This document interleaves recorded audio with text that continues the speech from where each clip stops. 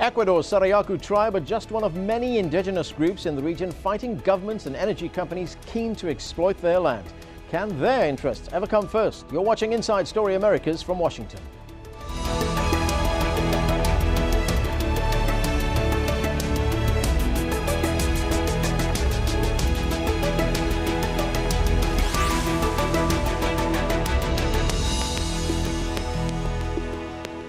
Hello, I'm Anand Naidu. Indigenous groups call it an existential threat, and all across Latin America, the push to exploit natural resources is having a huge impact on native Indian communities. All too often, they say their interests and preserving their way of life end up coming second to energy companies and the pursuit of profits. Serving as the most notorious example for indigenous groups is that of the oil giant Chevron, which last year was fined an unprecedented $18 billion. The company was found guilty of heavily polluting large parts of Ecuador's rainforest. But it's fighting that ruling in the international courts and so far hasn't paid a cent of the fine. And it's not just oil. Mining is also a source of tension for Indian tribes around the region in countries like Bolivia, Peru and Colombia. Back in Ecuador, the Quechua people in the town of Sarayaku are fighting the government, whom they accuse of granting drilling rights to an Argentine oil company without their consent. Sarayaku is situated deep in Ecuador's Amazon jungle. I traveled there to find out how the indigenous community is being impacted.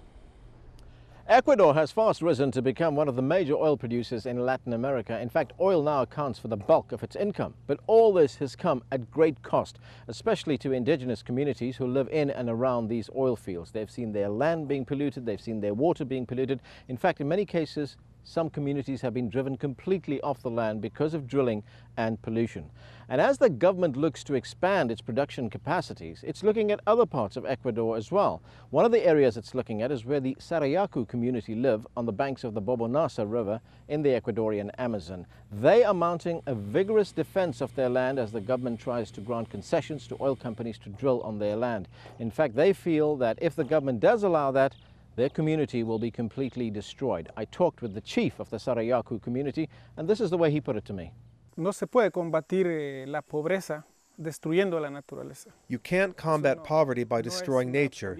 It is not good policy. It is not logical. It is neither scientific nor democratic.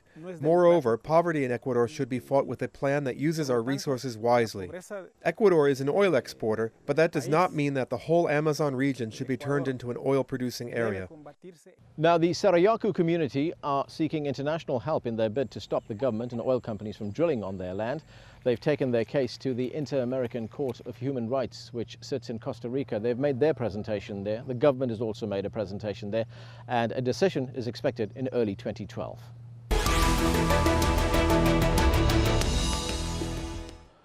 So, are indigenous groups losing out to government and energy interests in Latin America? With me to discuss this in the studio is Peter Hakim, the former president of the Inter-American Dialogue. Next to him, Kevin Koenig, Ecuador Program Coordinator for Amazon Watch. And from New York, Greg Palast, investigative reporter and author of Vulture's Picnic, a book about the petroleum industry. Gentlemen, thanks to all of you for joining us. Let's start with the case of the Sarayaku. You know, that case has been taken to the Human Rights Commission in Costa Rica. We are awaiting an outcome of that hearing, as we've been reporting. Let's take a look at how we got here.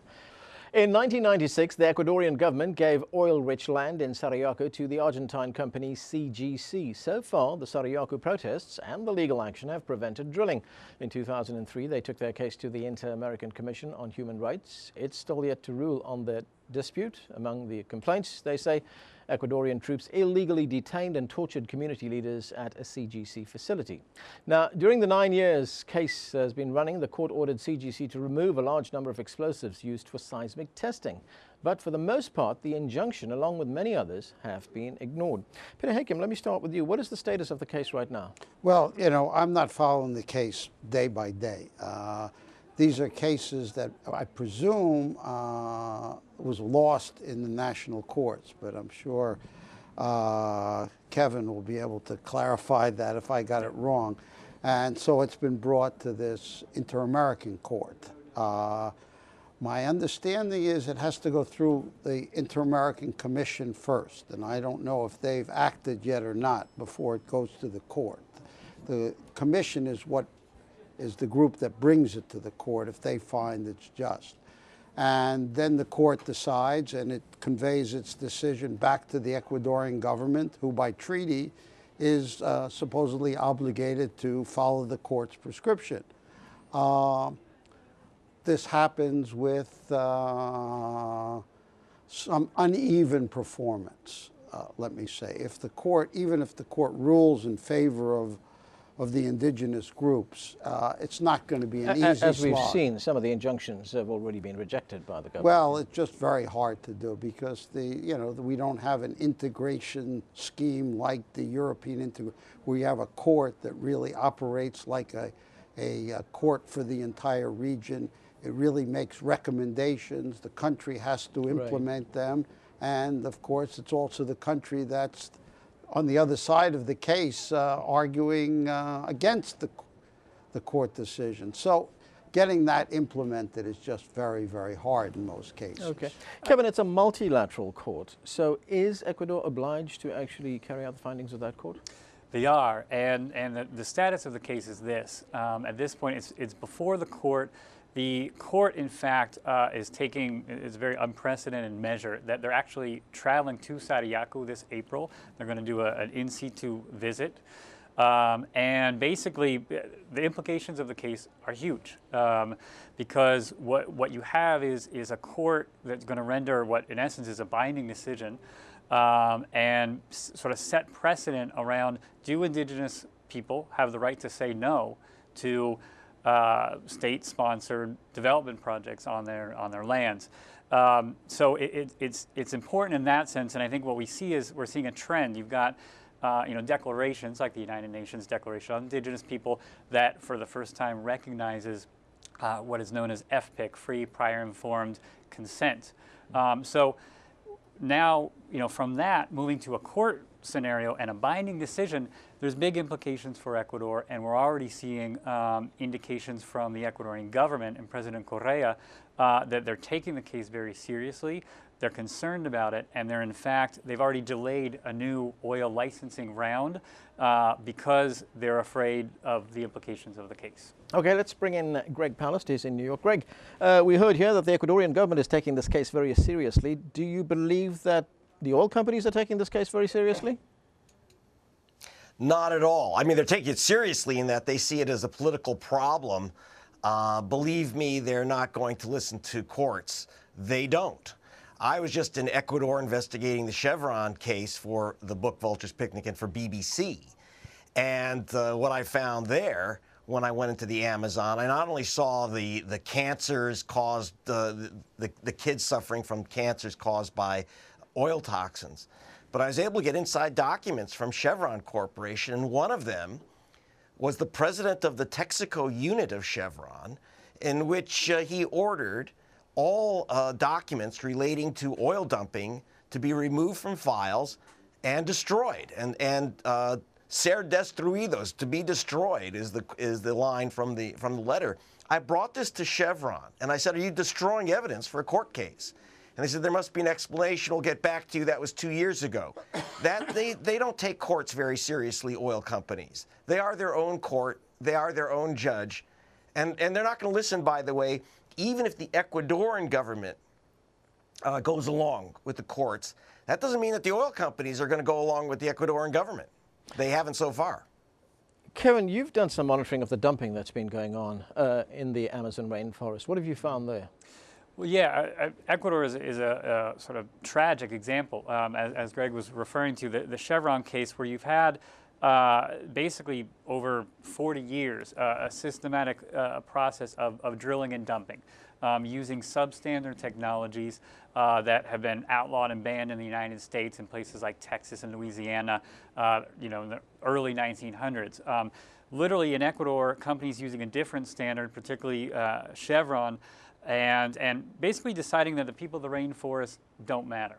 And that the companies, in order to save a buck, or in this case with Chevron, $3 per barrel, instead of re-injecting all these toxins back into the ground, they dumped them into waste pits, they dumped them into rivers, and that's why you have an epicenter of cancers and other health ailments. And the most perverse thing is that, I mean, this is the Amazon rainforest, and there's no clean water to drink. So when you see a community like Sarayaku, that there is no oil extraction yet. There are no roads. Their culture is intact.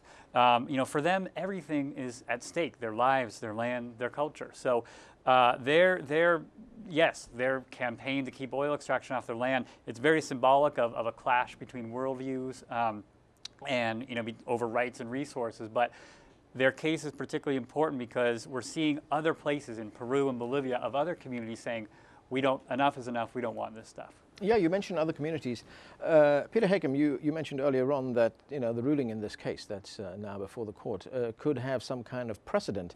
Could this ruling affect operations in other countries in, say, Latin America? Again, so much depends on the government, so much depends, as we've heard from Greg, on how the oil companies manage this, that it's very, very hard to say. Each country has its own particular legal, political system. Clearly, some precedents are set, and this sort of creates a certain base.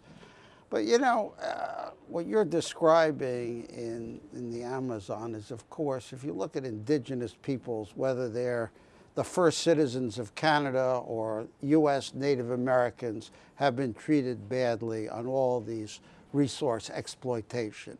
In the U.S., of course, they have different set of laws. In Latin America, the people who are on the land don't own the rights to the subsoil, which means essentially that they belong to the government. And this so the land on which they live is not, they don't own the rights to the subsoil. In the United States, they do. At the same time, huge mining companies, huge energy companies find ways of buying those rights. And I haven't seen a big difference in the way that these companies and the jurisdictions in which they exist have ended up. I mean, they have to go about it differently, but the end result has been not very good for indigenous people anywhere. And I don't have an answer to that at all. And somehow it would be better that, whether these courts find for the indigenous or not, it would be better to really come up with some kind of system that, in fact, protects not for today or tomorrow, but for the longer run. And that would mean redefining the ownership of land there, right? Well, not the ownership. It would redefine sort of the operation of companies in these places, the operation of governments, the rights of indigenous. So, Kevin, I'll get to you in a moment. Greg, you wanted to say something? Yeah, I want to underscore that. I was just actually in the Alaskan Arctic.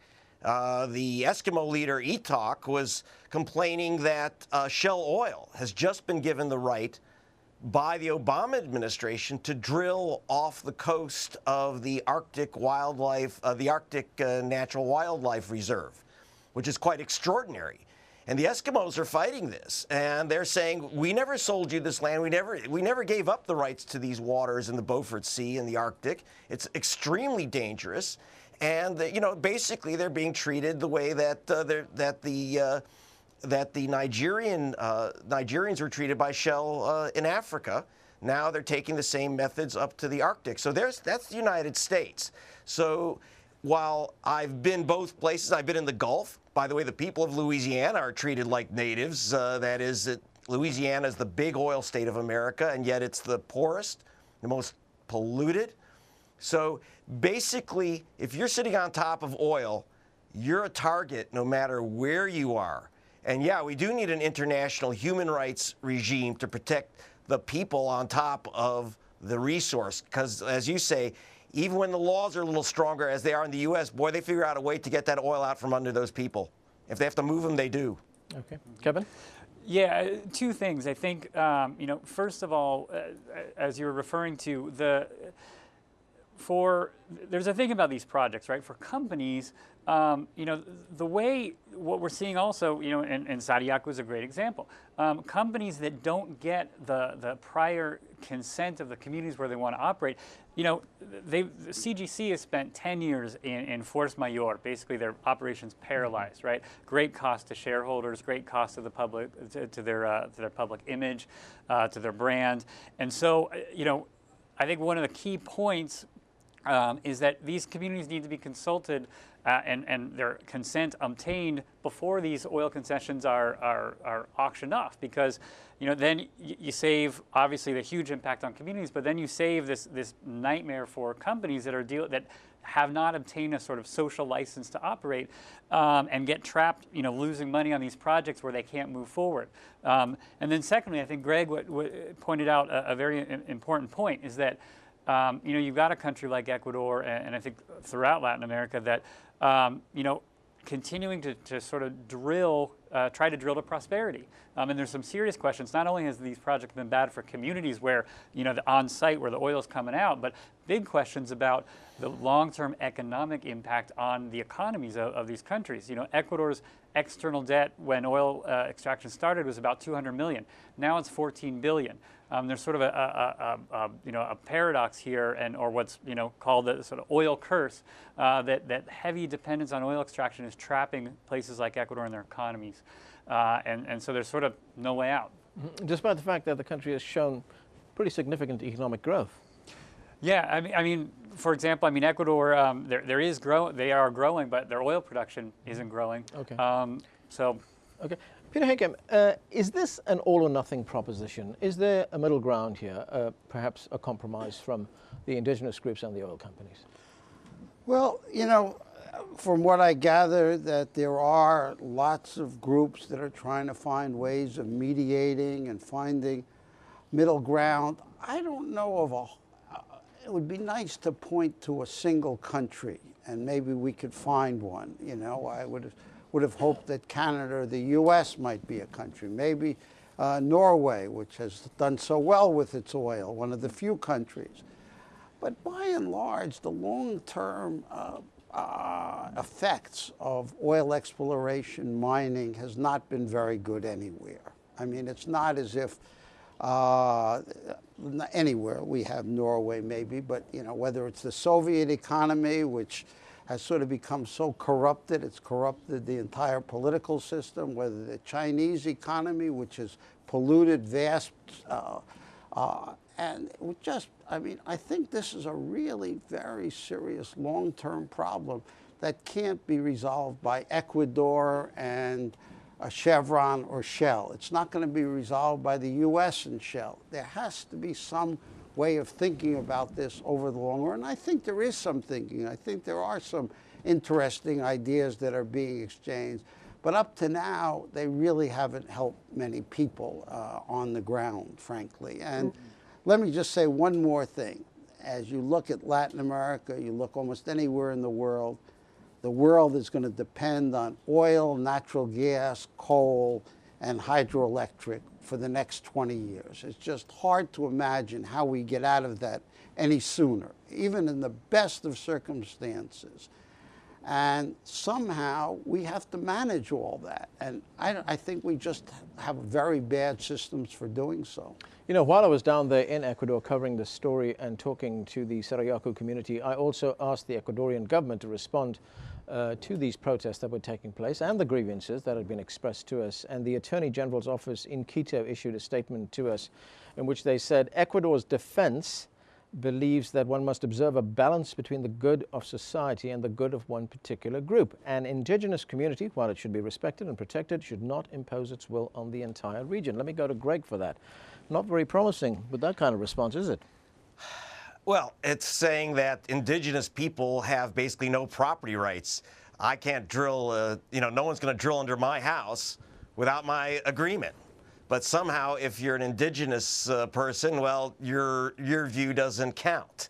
This is a huge problem that basically we get colonized and indigenous people get colonized. But one Eskimo leader said to me, watching bombs fall on Iraq into the oil fields, saying, "Well, I guess we're all natives now.